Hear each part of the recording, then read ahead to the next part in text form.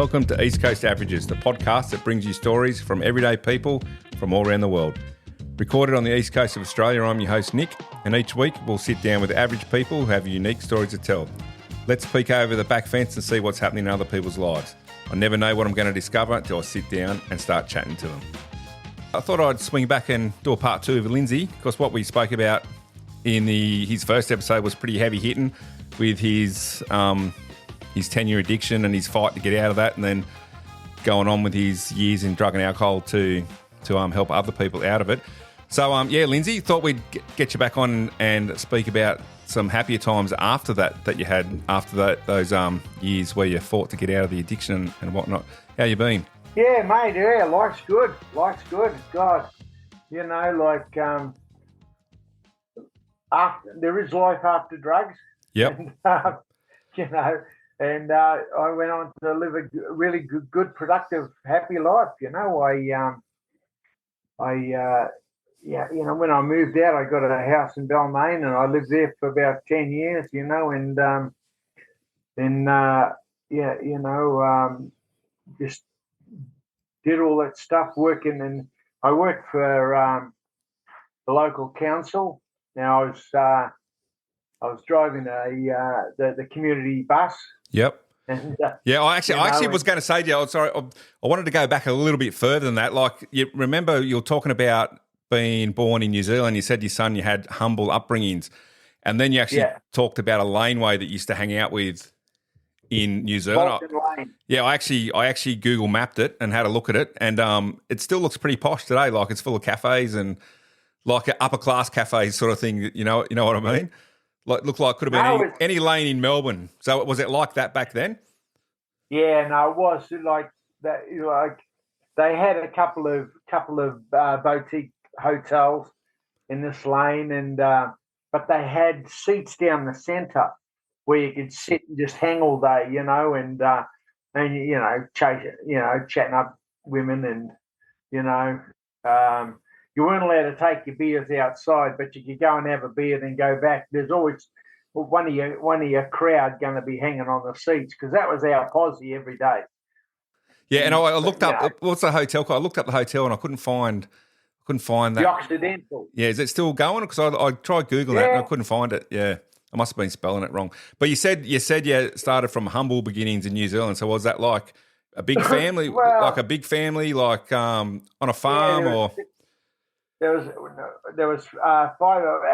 When I was first born, I was born in a place called Karaka, and not cracker like the fireworks. Karaka, it starts with a K, and my father was a share milker, you know, and we used to live on this farm, and I don't remember too much about the farm. I just remember the milking sheds were on the house was on the left, and the milking sheds was over on the right. That's all I can remember. There was this big hedge.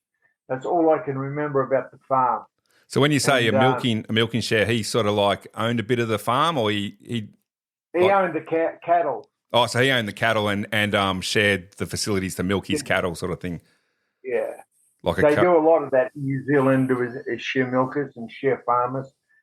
Yeah, so and I did that. Then from there moved to where I grew up. This place I grew up in Glen Innes in Auckland, and it's called kind of the eastern suburbs, you know. And it's not like the eastern suburbs here in Sydney. No. It was very housing commission and all that, because I don't know what happened with my old man. You know, like he was there because he gave up the share milking, and then we all moved into Auckland, and he started. He was driving a taxi, so we never ever got to see him. I think we got to see him because he worked night shift, and but we got to see him maybe on a Sunday, where he'd take us out for a drive out to this place called Tui Glen, and so, and we're always grateful for that, but. We made our own fun, you know. We always made our own fun because we had the shed down the back with nothing in it, and it was our kind of cubby house, and we had this massive big backyard where all of the kids would come over and play cricket and football. And was it just the one brother you had? You said your brother passed away recently, but was it just? No, I got another brother. Yeah. There was 5 of us. There was 3 boys and 2 girls. Oh, okay, and are they still in New Zealand, or the other ones, or? Yeah, they're all in New Zealand. They're all still. Yeah. Oh no, my older sister, she's over in not Utah, where they grow potatoes. Oh, Idaho. Idaho. I was actually just before I spoke to you, Lindsay, I was looking at my the stats on the podcast, and someone in Idaho has listened to this to one of the episodes. So yeah, it's getting a bit of reach out there. Like, and I thought, yeah, I always remember Radar from MASH, like Idaho. MASH, yeah. So humble beginnings in New Zealand. So then,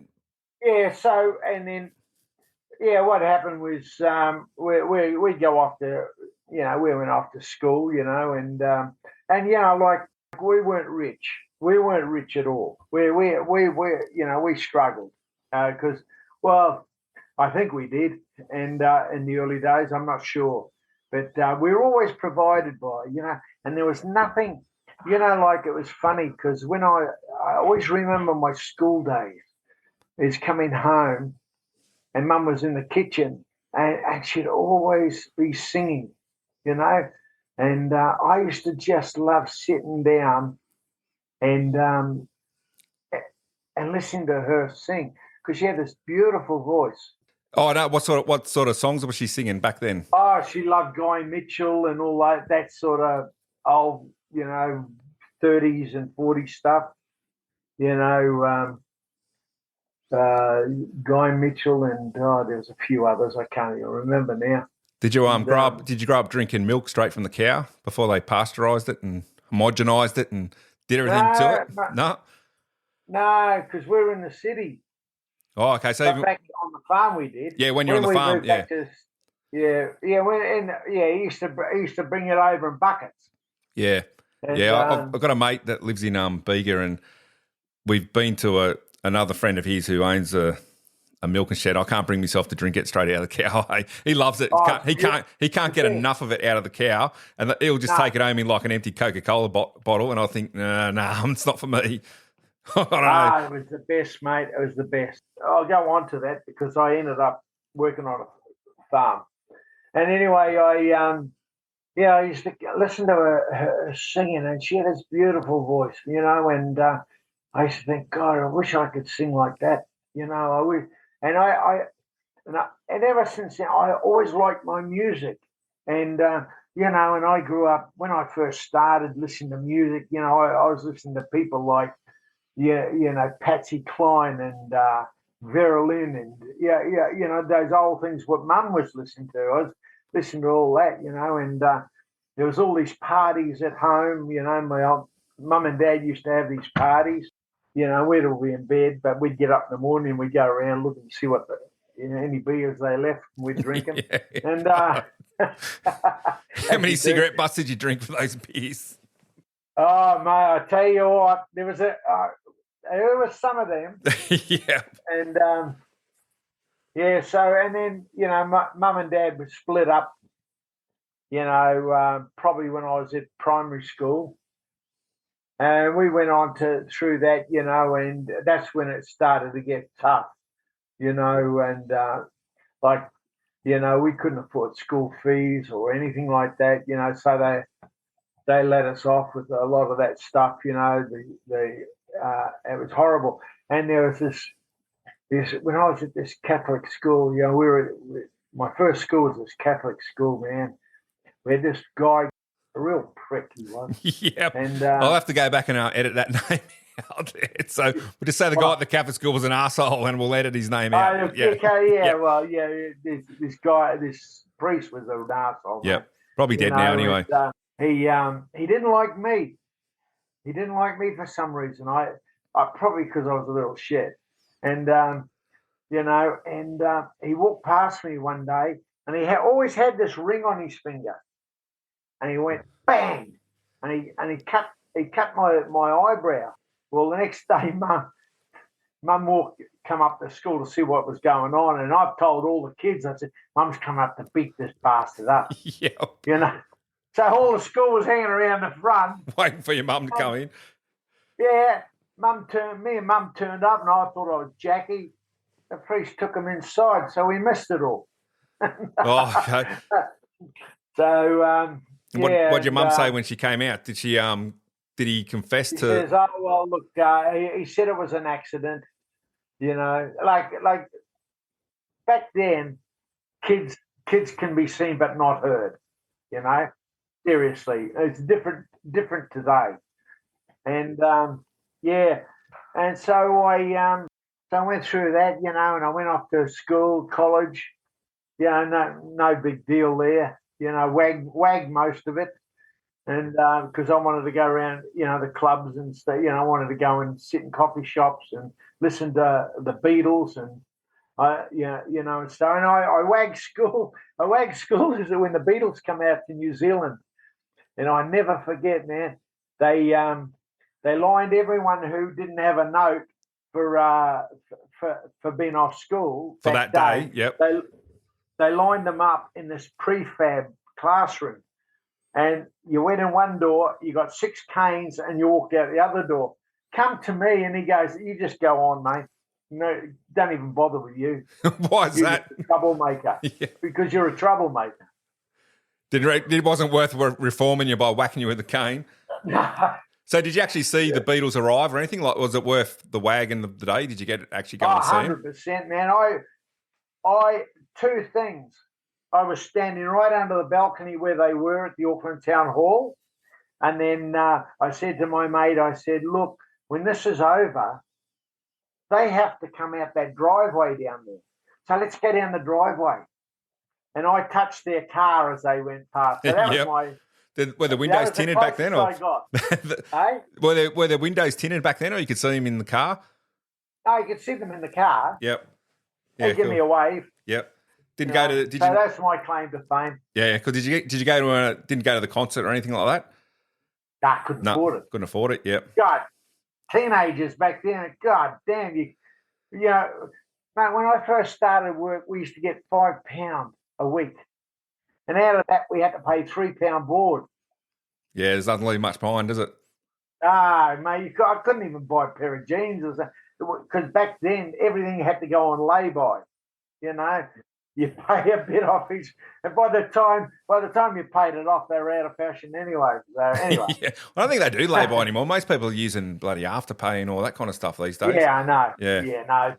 Yeah, I remember going and paying lay-bys with me mum at the local, I don't know, whatever it was back in the day when I was younger. So the bringing up the New Zealand wasn't too bad of an upbringing and a place to grow up, sort of thing. As a kid, you enjoyed it. No, it was you know, the best thing about New Zealand. Back in growing up, was you never had to worry about. There was never anything called stranger danger, you know, because there was always someone looking out for each other. You know, when you're out on the streets, you knew 100%. You knew you had to be home when the street lights come on. Yeah, at 6 o'clock, you had to be home.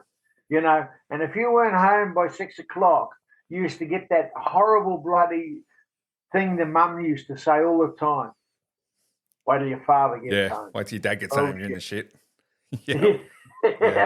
And you know, and he was a mongrel, man. You know, and he loved belting people.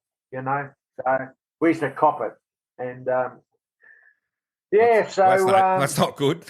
You're copping it too much. He was a dog, mate. You know, I when he split up, we never saw him again. Oh, right. You know, never saw him again. I did. I saw him about a month before he died. I saw he was over here in Australia. And, did he look you up, or did you go looking for him? My sister was living up in Parks, and he was living in Dubbo, in a nursing home.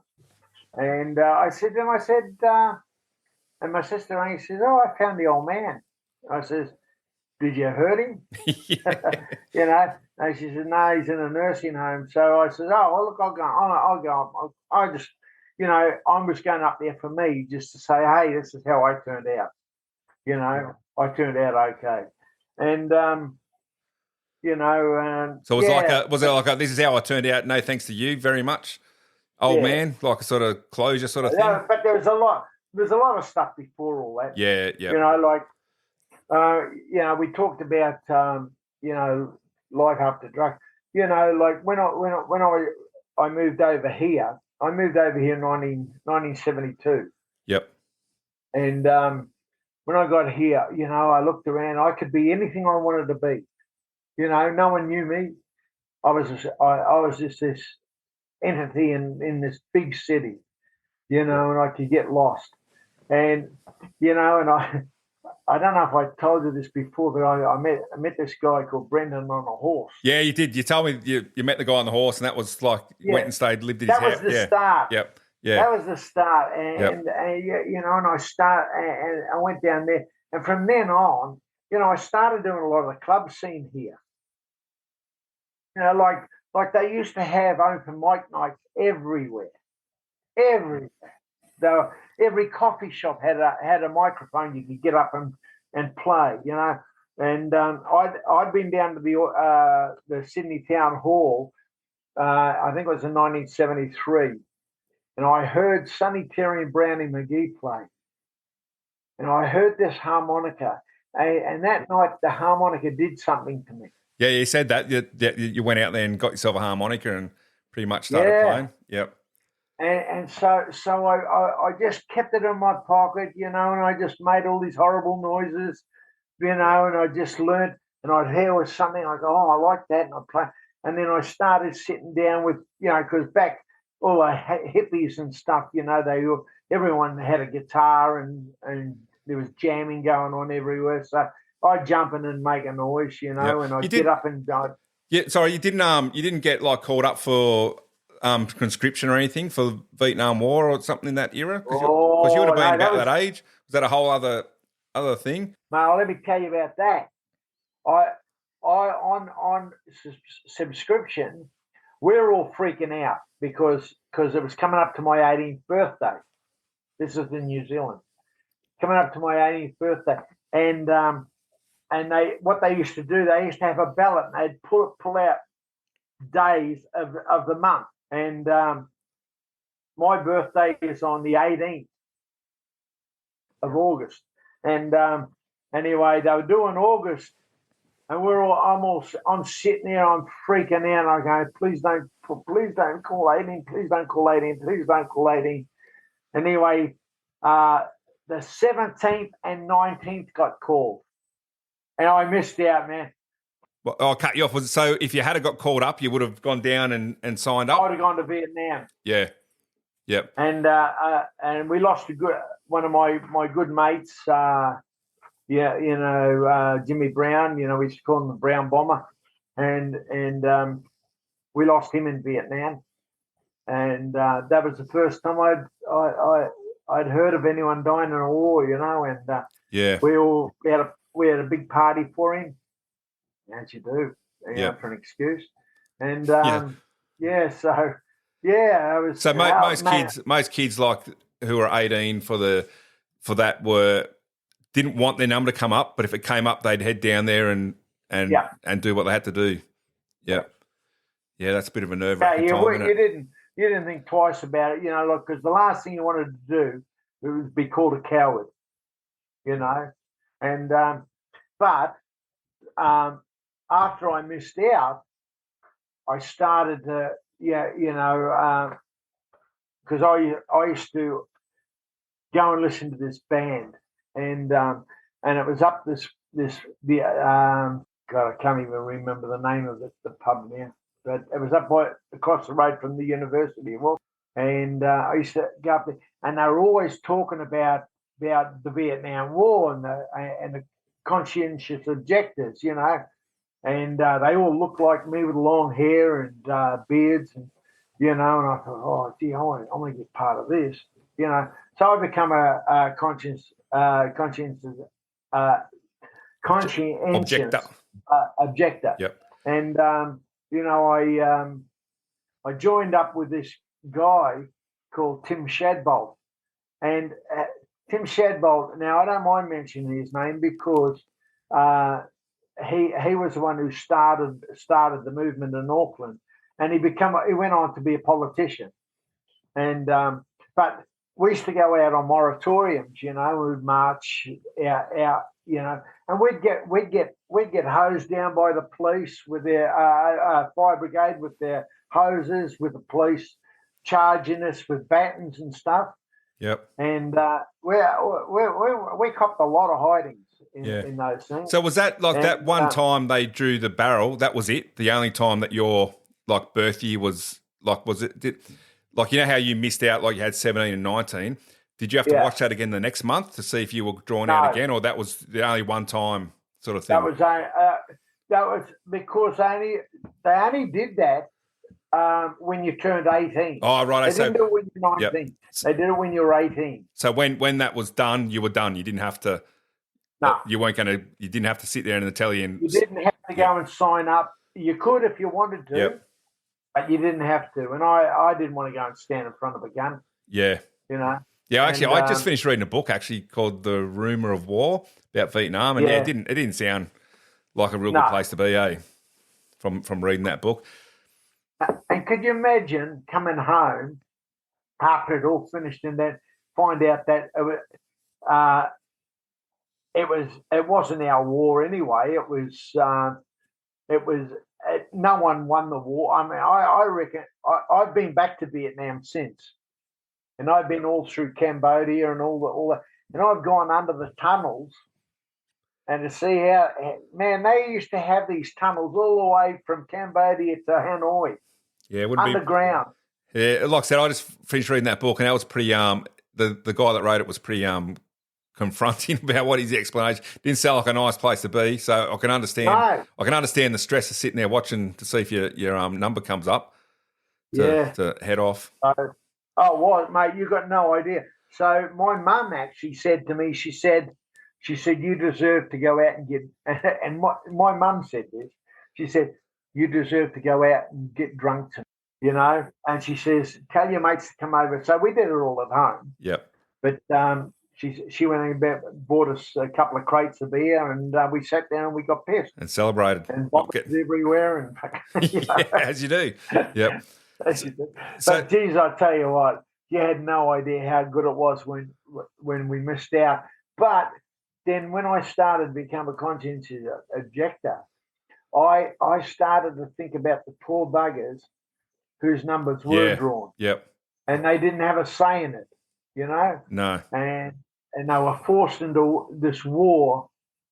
What was nobody. It wasn't anything to do with them. It had nothing to do with them. It was an American thing, So and but from then. From there, I got into the music scene. I joined Hair and Jesus Christ Superstar, and I went right through all that. And I said that earlier, but and then I started to learn how to play harmonica, and I started to jam around the place as you said.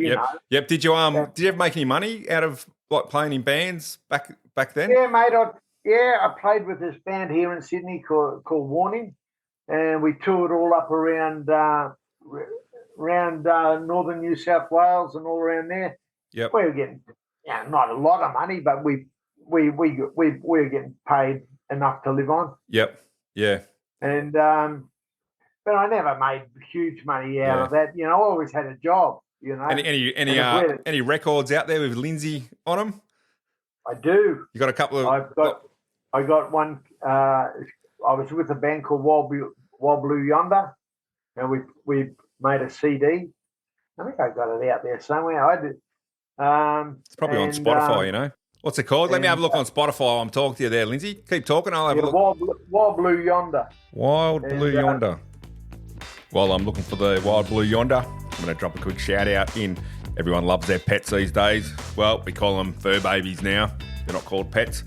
And if you want to show the world and everyone around you how much you love your fur babies, then head to graphicoasisco.com. You'll find a shirt there that will tell everybody how much you love your fur babies. Check them out, graphicoasisco.com. and there was another one too. There was two bands. It was the same guys, but we had two bands. Yep. And there's nothing coming up on Spotify. I'll have a look for it later. Yeah. Anyway, so we did a few of those. That was a couple of the CDs I did, and I probably did another couple. I don't know. I did one. Yeah, we did one with Warning. There's a bloke called Steve. I'm not allowed to say that, but anyway, he was the lead singer. His influence. Look, you can say their name if you're saying nice things about him. You just can't accuse them of something they didn't do. That's all. So, he was a good mate. I mean, Stevie Stokes, mate. He was the lead singer. His influence was Stevie Ray Vaughan. Yep. But he had a blues influence. So mine was always about blues. But as you know, when we were jamming, it was all pub rock and. And we've said, and like I said in the last, I would much prefer just be playing some blues, with that kind of thing. And my vision of a fun afternoon is just playing 12-bar blues while someone improvises over the top, and then they play the blues while I improvise, and you just go round and round the merry-go-round until you're sick of playing. I don't know however long you want to go for. Sing, and if someone could put lyrics to it, mate, beautiful. Yeah, that's what I was looking for. But I wasn't particularly looking for the pub rock sort of thing where you went home with your ears bleeding. So after you got loud, man. So you moved to Balmain after you got over the drugs. Did you keep playing in bands when you were working? Yeah. Yep. So I used to play. Go and sit in with a few bands around Piermont, and bands were playing, and I go, oh look, man, I play a bit of blues. Can I blow a bit of blues, do a blues song with you or something? Just to keep my what I know. Because my thing is you keep what you have by giving it away. And you have to keep doing this stuff. Yep. So Balmain was a bit of a. What year was that you were living in Balmain? That was back in the early 80s. Yeah. Yep. See, no one wanted to live in Balmain back then, eh? Like it was wasn't much. Oh yeah, but it wasn't yuppie-fied then. No. My wife's grandmother actually had a house on the water under Gladesville Bridge, which she sold many, many, many years ago. That if we still was in the family, we'd all be rich. But yeah, she certainly didn't make a massive amount of money off it. But it's just crazy. I had this. I was working for the council, and I used to take little old ladies and kids and stuff out on the bus. Yeah. Take them out on different tours and that. And there's one little old lady, man. I used to go and pick her up, and you'd walk into a house and you look straight up under the harbour bridge, right up the harbour. And she said to me, she says, I don't have any family. And she's 90, and she says, could I leave this unit to meet you? Yeah. I went, look, probably shouldn't. No, you can't. Yep. You can't because I'm a government worker, so you can't do it. Yeah. Yep. And God, I quite often think about that. Someone offered me a house, man. Yeah. But you've got a conscience, and some people would take it, but you're not supposed to. Yeah. No, I wasn't going to take advantage of these people, So anyway, because my job was there to provide entertainment and help them, and I quite often I'd pull a harmonica out and blow it through the microphone on the bus, and and they'd start singing songs and all the oldies. That was great, mate. Used to take them out to leagues clubs for lunch, for a counter lunch, and they'd get stuck into the shandies and they'd be pissed as a fart by the time we got on the bus, and you'd see them all hooking up with each other. These are 80, 90-year-olds. Yeah, no, that's not a vision. No offense to the older people in the world, but it's not a vision I want. I thought it was beautiful. I thought it was beautiful. Yeah. Good on you. Yep. And the scene back then was pretty good because that was where Balmain was kind of the blues capital back in the 80s. So you said you did a fair bit of travelling overseas with doing talking sort of trips for drug and alcohol and whatnot. Did that take you all around the world? It took me all around Asia, Hawaii, Africa. That was good. It was good going Thailand.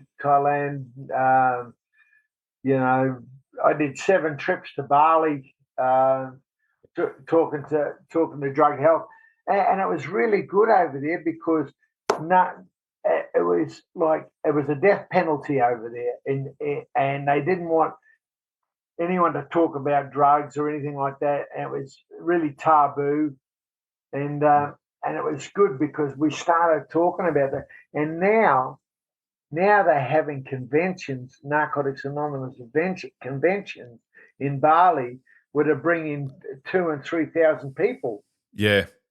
It seems a bit harsh. Like someone like yourself in the mix of addiction that's got a bit of heroin on you could get the death penalty for having a drug addiction. You know what I mean? It seems a little bit over top to me.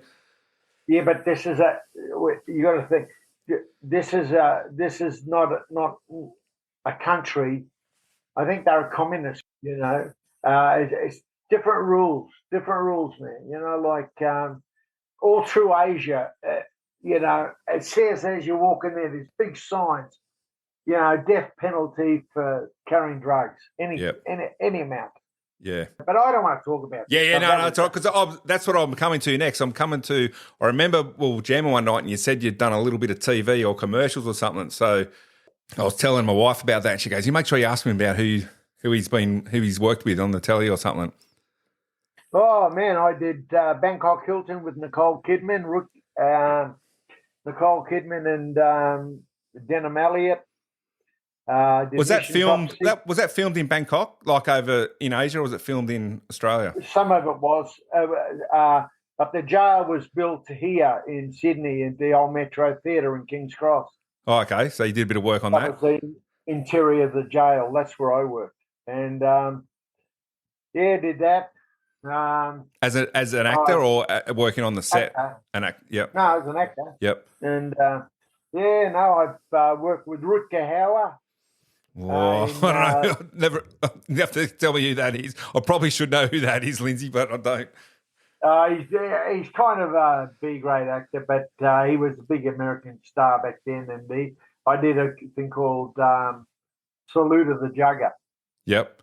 And so that was kind of did that. What was that about? Salute of the Jugger. What was that about? Mate, you know what? I did one day on that because I got kicked off the set. What for? I had an argument with him, because it was in 1988. We were doing the shoot over at Fox Studio, and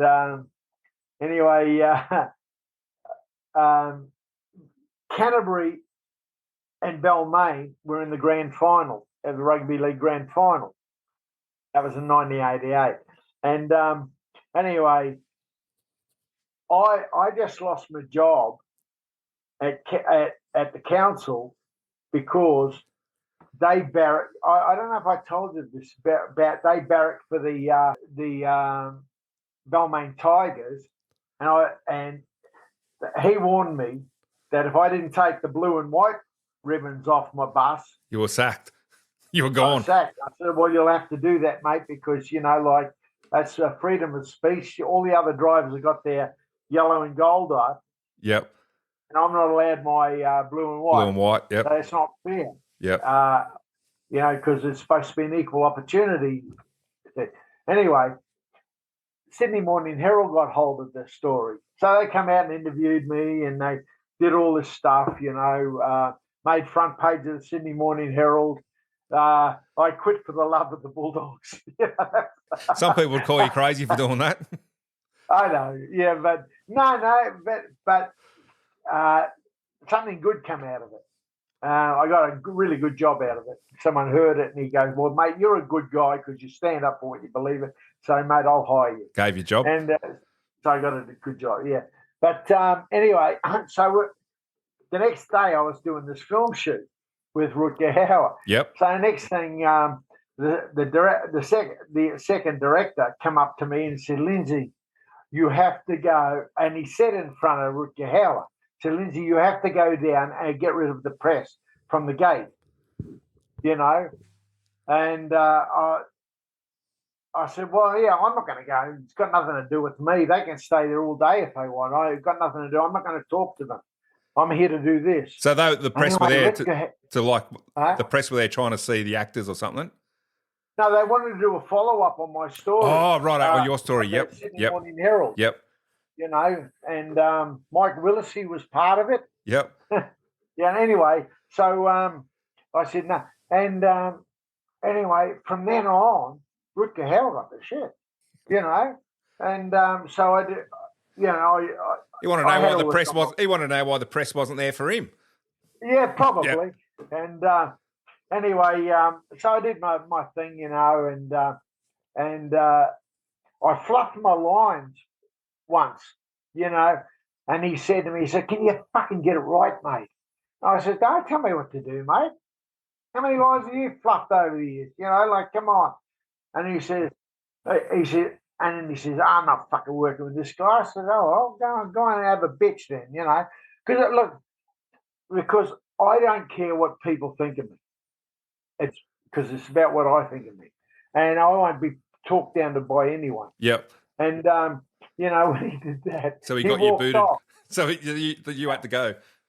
No, well, he walked off, and the second AD said to me, he said, look, I just want to get this scene done. Will you do this scene, and then we can wrap you, And I said, okay.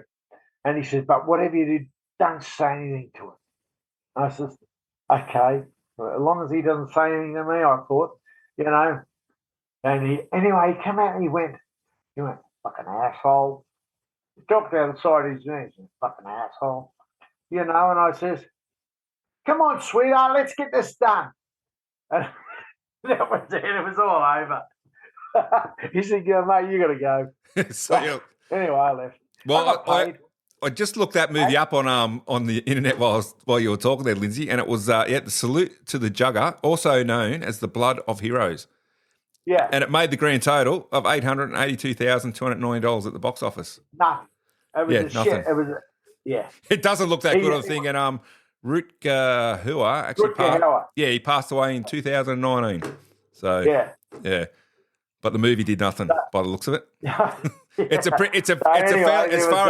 far as Wikipedia pages go on movies, it's pretty fucking short. It's not much to it. It's about 5 paragraphs. So yeah, you might have been better off not being on that movie after all. I've done a few. I can't even remember them all. I got them all in a folder somewhere. Yep. I don't even know where the folder is.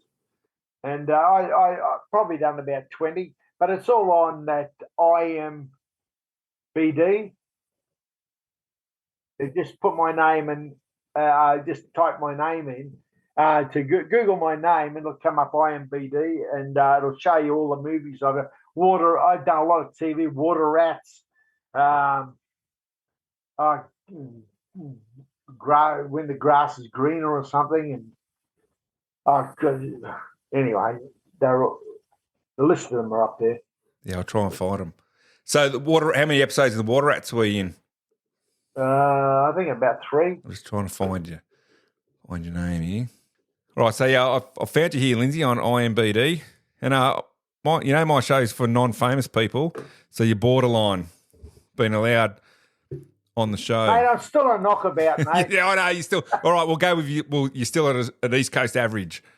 We'll go with that from New Zealand. So what have we got here? All Saints, Always Greener, The Pact, Brother, Hey Amigos, Water Rats, Mission Top Secret. Mission Top Secret was awesome, man. That was about. I was on there. It was a kids show, chasing an orb that fell out of the sky. I was on there for about 6 weeks, just travelling around all around New South Wales. They sort of look after you when you even like they had the food trucks back then, and oh yeah, they sort of look after you a bit, don't they? Police Rescue, Afraid to Dance, Rafferty Rules, classic show. I grew up watching that show. Yeah. That's like Country Practice, Rafferty Rules. Rafferty Rules. Yeah, it says there 2 episodes of Rafferty Rules. Oh, I see, you've been doing a bit of acting there. Did you have an agency or you just like answered ads or something? No, I had an agent. I got an agent. Yep. Did you make much money from doing those? Yeah, mate. I did one. Which not. It was acting, but it's not film. It was voiceover, and I did the bank. I was the voice of the Bank West dog. I made over $100,000 out of that. Oh shit, that's all right. Yeah, that's because sometimes so you think voice. Have I just blown my famous? Oh, you're borderline, but like I said, because you're East Coast averages, and no, you're all right. I'll let you go. You're not that famous. 100 grand's not 100 million. So if you had said you made $100 million off it, I'd probably just go, well, thanks for chatting, Lindsay. see you next time. I'd say, well, if you made 100 million off it, Lindsay, I'll just start at a Patreon page, and you can leave me a donation on your way out. Thanks very much. But that was the thing. Yeah, I was lucky about that because it was the opportunity. Doing all that through the 80s and 90s was, I was able to buy a house. Mate, it's seriously, when you audition for a part, they'll tell you what you want to do, and you go in, and it's the voice and it's the look they want, and you can't get inside the director's head because they know what they want. Yeah, they know as soon as they see it most of the time. Yeah. And so out of all those things you went on, without dropping any major famous names, have you got any diva stories from the set where you've looked at people, apart from the old mate from America telling you to fuck off, and you got any other diva stories that you can tell without identifying anyone? Where you thought you sat in the back, like you sat as like maybe an extra, looking at him thinking, fuck, I really thought you might have been a nice bloke, but you just turned in, you're actually a total arsehole. Mate, I hate to say it, but Nicole Kidman and I had a big blow up. Oh, did you? Yeah. It was up at the Metro Theatre, and it was the middle of winter, and it was cold, and they had the heaters on. And I've gone barreling in there, and she goes, "Who left the fucking door open?" And I said, because it was cold. Yeah. I said, I did, because I was sharing a green room with her. And I said, I fucking did. All right? Now, I didn't know who she was at the time, because I just walked on the set. She said, "Can you get up and shut the fucking door then?" I said, "You get up and shut the fucking door." And that sounds like a conversation between my son and I at night here in winter. Yeah, but like I said to you earlier, I says, no one's going to talk down to me, And anyway, as soon as we started, mate, everyone come running in, woo, woo, woo, woo, woo, and now I went up and I apologised for my part in it, and we got on okay. We got on good after that, and my part was a sexual part in that. Like you said, did you say sexual? Did you SEX? Mate, my job was to look after Noah Taylor. Right, he was the brother. Noah Taylor, a bit simple playing a role, a bit simple. My role was to go and look after him in the men's shower. Well, Nicole and Joy Smithers, another actor, they snuck through. They bribed the guards and went through into the men's prison to see the brother, and my payment for looking after the brother, they used to come down and give me through the bars. Oh, as in to get to you to let them to go and look at that.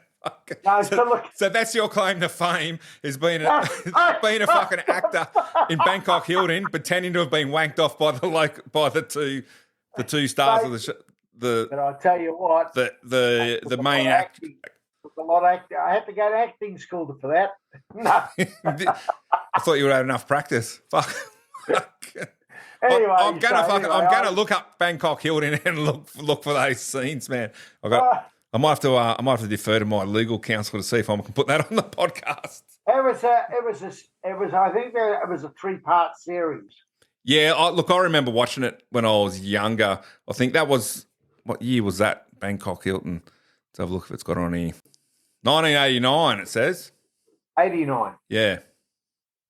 Okay, it was in the 89. Yeah.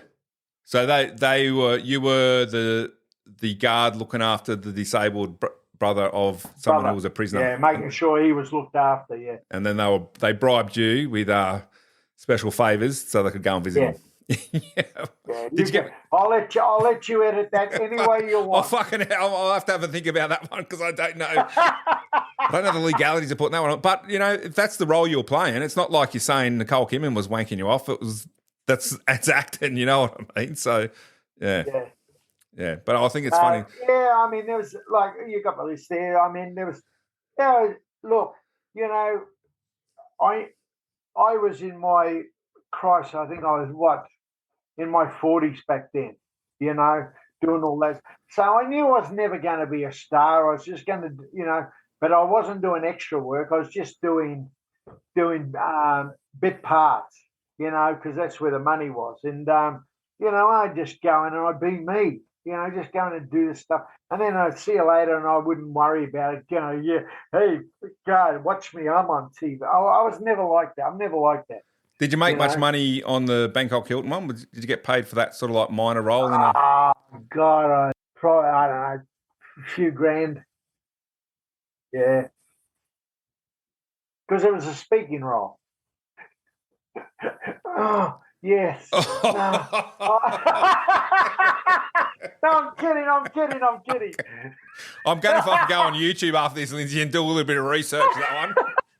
I have to fucking have a think about how much I can put that. No, I'm kidding. But, if you're an actor, you get paid with, equity rates. Yeah, it's already like it's like award rates in it. They got to pay you. You speak. If you get a line, you get more money than if you're not getting a line or something. Yeah. Well, that's it. So I do a lot of that stuff. I mean, I still audition here. I did one the other day. There's my agent.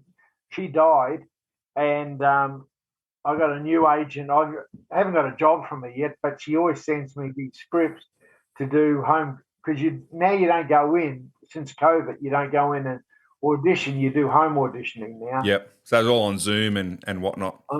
You do it on your iPad, then you email it to them. And what was it? What was the last audition practicing you did? Was it for an ad or a bit of telly? Or the last one was for. I think I was driving. I was polishing a car. You like things getting polished, mate? No, it's for some sort of insurance. I think. I think it was for elderly insurance or mature insurance. Is that a bit bad? You're getting you're not getting polished anymore. You're polishing the car now for elderly insurance. Does that mean you're old? Start getting rolls for fucking elderly insurance. Next month. The good part about all my life and all my trials and tribulations through life and that, on the 18th of next month, I turned 75. So, like the amount of times I should have been dead, I'm still here. I don't know how long for, but I got so much. I would not change my life for anything. Everything I've done in my life has got me to where I am today. I might have do things differently. I really like my life, And, you're going to have a big party for your 75th birthday. Is that a big one to celebrate? No, can be bothered. I don't want to go. It's too cold. It has been cold the last couple of days, hasn't it? I was in Katoomba yesterday. I was up in Katoomba in the Blue Mountains for people over in, like I said, I've had a few people listen to my podcast over in India, but who were probably stinking hot. We were freezing yesterday. Yeah. Absolutely freezing our asses off up in Katoomba. So I want to hear some more stories about the acting, Lindsay. I want to hear another story about a diva that you've come across. Okay, But maybe don't mention their names after you tell the story. I'll tell you whether I can use it or not with their names. I was on this show called Mission Top Secret. It's on the list. And we were on there for something about 6 weeks or something. And anyway, we all got on really well together, really well. And, we'd go and we'd be filming out in some laundry somewhere out of Randwick. Then the next time we'd be down Rhodes Bay. Next thing we'd be out at Camden on a farm. We'd be, in a race course somewhere, or it was all different places, in a quarry in the middle of Manly Bush. We just all listen. We had these little kids, we're lovely little kids, but they had to be smart asses to us because we were the crooks. I think we were called the Hoons, and we were chasing these kids, trying to get this, but these kids were on computer, and they were doing all this. And I had this other guy. This other guy was one of the Hoons, and I don't know if you ever read a book called "I Wouldn't Be Dead for Quids" by Bob Barrett. Oh, I've heard of it, but I don't think I've read it. Yeah, he wrote a whole series of books, and this guy Bob Barrett was he was one of the other Hoods. Anyway, our last day of filming, we were put up in this motel, and we were out the back of Camden somewhere, and in the bush out. It's probably about 30 miles from Sydney, and or more. And we were out there, and I got a call saying, "Oh, we all have to be out by midday out of this motel." So I rang this. I got everyone together, and I just said, "Oh, listen." And then Bob was down. He was doing a walk, so I gave him a ring. I said, "Bob, you got to get back here, mate. You got to pack up, and we got to get out." And he says, "Oh, fuck off. I'll go when I want to go." And I went, "All right, well, mate, don't tell me what to fucking do." And all this, and I go, "Well, where'd that come from?" And so anyway, he come back and he started going, "I fucking let them tell you. You don't have to tell me anything." And I said, "Well, mate, I'm just the messenger, man. I'm just the messenger." Call. Yep. And I said, "Mate, if you want to fucking act like a pork chop, act like one." And anyway, so I packed up, put all my stuff in my car, and I was ready to go when they said go. And anyway, he come down and he says, "Oh, mate, can you give me a lift into town?" I says, "Fucking walk, you prick." I left him there. So you didn't get a signed copy of his book then? They didn't sign. No, but I just, look, it's that thing, I mean, if someone had a go at you for no reason. You're having to go back. Yeah. Yep. You're not going to do them any favours. Yep. Yeah. Yeah, I think sometimes famous people don't get a bit shocked when people speak to them like that, eh? Like you'll have someone who's like, I don't know, who has a certain expectation of being treated a certain way because they're of the sort of actor they are and that, and if someone gives it to them straight, it either goes two ways. They like you giving it to them straight, or they think, "Oh, fuck, you can't talk to me like that." Yeah. Well, it's, a lot of, mate, it was like our first guitar player. Thought he was fucking shit hot, and he wanted to be a fucking rock and roll star, but he couldn't play for shit. Yeah. But that's the same with actors, they think they're bigger than they really are. Yeah. Mate, yep. we're there. We're not going to be stars. We're actors. We're not going to be stars. We're there to make money and make a movie. That's all. And if you're having a bad day, don't try and make me have a bad day. And that's how I think of it. And I try and keep the peace as much as I can, but I'm not going to get talked down to by anyone. Yeah, no, that's fair enough. To run a woman's refuge. And I don't know if I told you. Yeah, you did say that you ran a woman's refuge in the last episode, but you didn't go too deep into what you actually did there. Just that you were running it. That was all. Oh yeah, no. Just to reiterate that, I make things happen. I mean, Catherine Griner came up and I put her up on a milk crate because I didn't have a stage for it. So I said, "Oh, stand up on the." Yep. I said, "Take your shoes off and stand on the milk crate." She did. Well, but keep them coming. Got plenty of time. Keep them coming. When I go on, I have a lot of fun. there's I mean, that were the movies I've done. I mean, all the TV commercials too. You know, like I did the last oat milk ad. You know, hungry, thirsty. You know, that hungry, thirsty. Oh, I quite like that ad, where he's walking through the carnival. Yeah, you're on that, were you? Yeah, I was dressed up as the mayor with a purple shirt, with the chains around me. Yep. Yeah, I quite like that. Actually, I've got a little bit of TV in my background, Lindsay. I was on the when I was in recruit school in the Navy. Sure, that fuck, I will turn back time. What's that show? Fast Forward did a parody of it, and they came out to HMA Cerberus, and the parody was all of us from recruit school. We went out there and they filmed the parody, and you can see my face for about half a fucking second. So, and we were happy to be sort of out of recruit school for the night, sort of thing. So while they filmed it, so that's my big claim to fame. So do that. Oh, look, I've done I've done lots of ads. Got lots of ads. I can't even remember. Seriously, could you make a living out of doing ads like that? Like just getting you can make a decent living out of being commercial, like an ad actor sort of thing. Yep.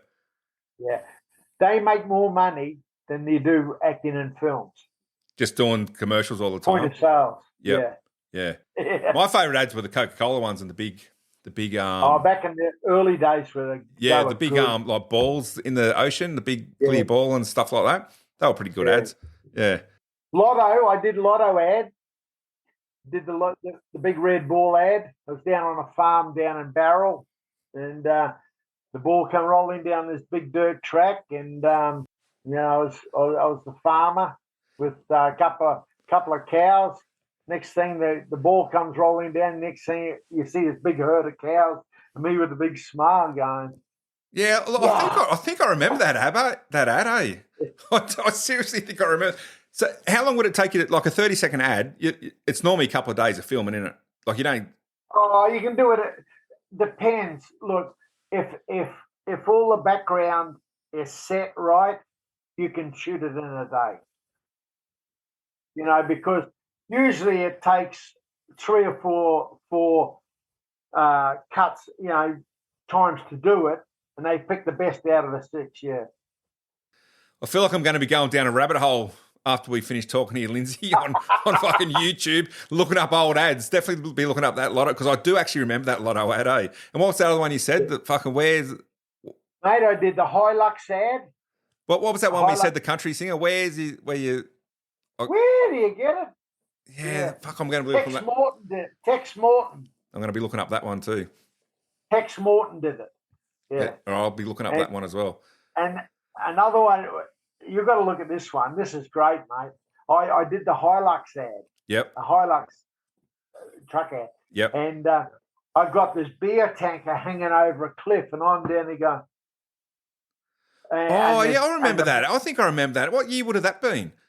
Oh, shit. That was back in the early 90s. Yeah, I remember that ad, eh? And the Hilux pulled the truck up. And I jumped out and I turned into a woman. I turned into a beautiful girl. Well, that happens in that website as well. Yeah, but, look, I don't know how a lot more, but, it's, I don't want to, it's not about ego or anything. It's just I did those things, and I've had a colourful time since from the last thing, all that stuff, to where I am now. Like my grandkids, my wife, after we got back together after 16 years. We're still together. We've got the house, we've got our livelihood. My claim to fame isn't all those movies and ads. I did these two. I was on Billboard twice. First one was on. I'll post them on the thing so you can have a look. But the first one was for Nescafe. I was on this big billboard up at North Sydney on the where the road's kind of V.